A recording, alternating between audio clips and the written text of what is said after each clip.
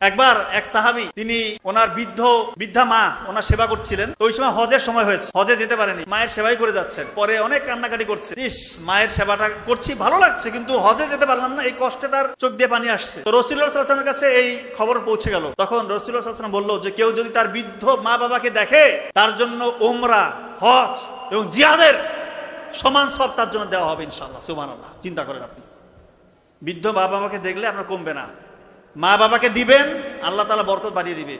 এরকম একটা হাদিস এসেছে যে বাবা যদি সন্তুষ্ট হয় আল্লাহ সন্তুষ্ট, বাবা অসন্তুষ্ট হলো আল্লাহ অসন্তুষ্ট।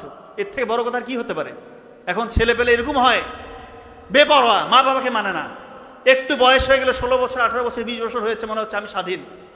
কিসের মা বাবা? কোন সুযোগ পেয়েছে অপরাধ করার, মানুষের সম্পদ ভক্ষণ করার সুযোগ পেয়েছে কিন্তু করেনি, তার জন্য কি রকমের পুরস্কার রয়েছে? আল্লাহ তাআলা বলতেছেন যে আল্লাহকে ভয় করে, আল্লাহ তাআলা তার জন্য পথ সৃষ্টি করে দেয় এবং তার রিজিকের দরজাগুলো প্রশস্ত করে দেয়। কোথায় থেকে রিজিক আসবে সে চিন্তা করে মিলাইতে পারবে না। আমরা বুঝি না, আমরা অনেকেই বুঝি না, আমরা মিলাইতে পারি না। আল্লাহ তাআলা যেখানে ঘোষণা দিয়েছে পবিত্র কোরআনে যে কেউ যদি আল্লাহকে ভয় করে, শুধু আল্লাহকে ভয় করে, আল্লাহ তাআলা তার রিজিকের রাস্তাগুলো প্রশস্ত করে দিবে। এই জিনিসটা মাথায় রেখে চলবে। যারা এই মানুষের অন্যায়ভাবে সম্পদ ভক্ষণ করছেন, সেটা নিজের ভাইকেও অনেকে ঠকায়, এই কাজটা করবেন না।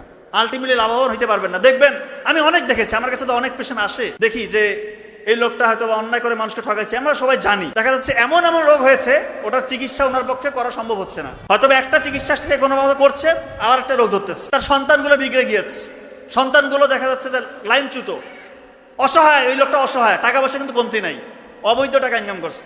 অবৈধ টাকা ইনকাম করে যে সন্তানকে খাওয়ায়, ওই সন্তান নষ্ট হওয়ার মূলে থাকে, এটা একটা হাদিসের কথা বলছি।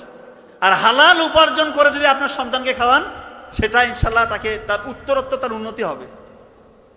এজন্য হারাম ইনকামের দিকে যাবেন না। অনেক সুযোগ আপনাদের, আমি বিশ্বাস করি এখানে যারা আছেন আপনাদের সবার ঈমান আছে, যথেষ্ট ঈমান আছে। এই কারণে আপনারা এরকম একটা স্কুলে আপনাদের সন্তানকে দিয়েছেন, যেখানে দুনিয়াবী শিক্ষা এবং আখিরাতের নাজাতের একটা ব্যবস্থা ইনশাল্লাহ ওরকম একটা ট্রাকে রাখার চেষ্টা করা হয় এখানে। তো আপনাদের ঈমান আছে বলে আপনি এরকম স্কুলে এসেছেন। তো যারা বেশি ঈমানদার, আল্লাহ তাআলা কিন্তু ওদেরকে টেস্টটা করবে আরো বেশি।